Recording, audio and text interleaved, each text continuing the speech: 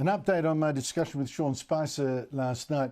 Kamala Harris has finally agreed to do her first interview with a journalist. Finally agreed to stop hiding and do one interview more than 5 weeks after the Vice President replaced US President Joe Biden as the Democrats' candidate in the election, which is just going to be in 2 months' time. But there is a catch. In fact, two catches. Joining me on Newswatch is Sophie Elsworth, media writer of the Australian newspaper. Sophie, great to see you.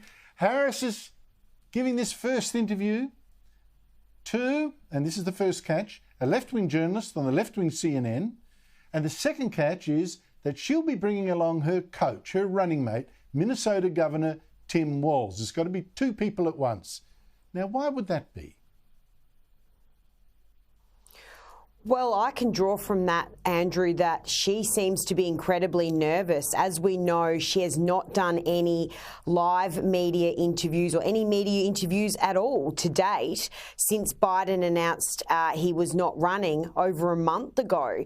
And it appears that she has opted for a politically friendly station to the Democrats, and she needs her sidekick there to make sure if she stumbles or stuffs up, she's got someone who can help her along the way. So it'll be interesting to see how she goes here, because there's been so much commentary around the fact she won't be doing media interviews.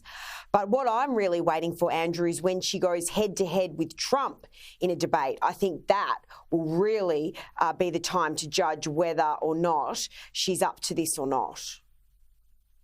I know. It's so obvious having Walz there to...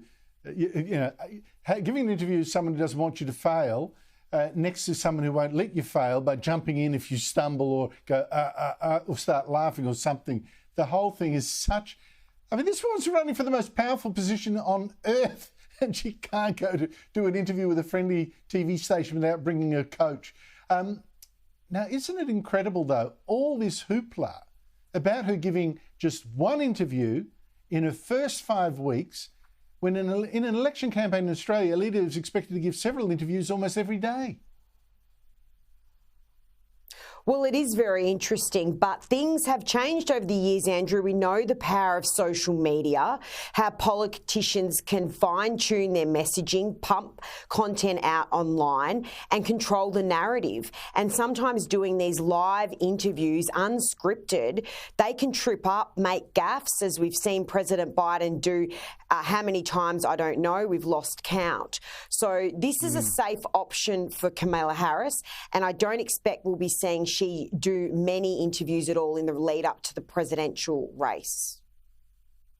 What a joke. Actually, Sophie, I just realised there is a third catch to this stupid interview. It's pre-recorded. A friendly station pre-records an interview.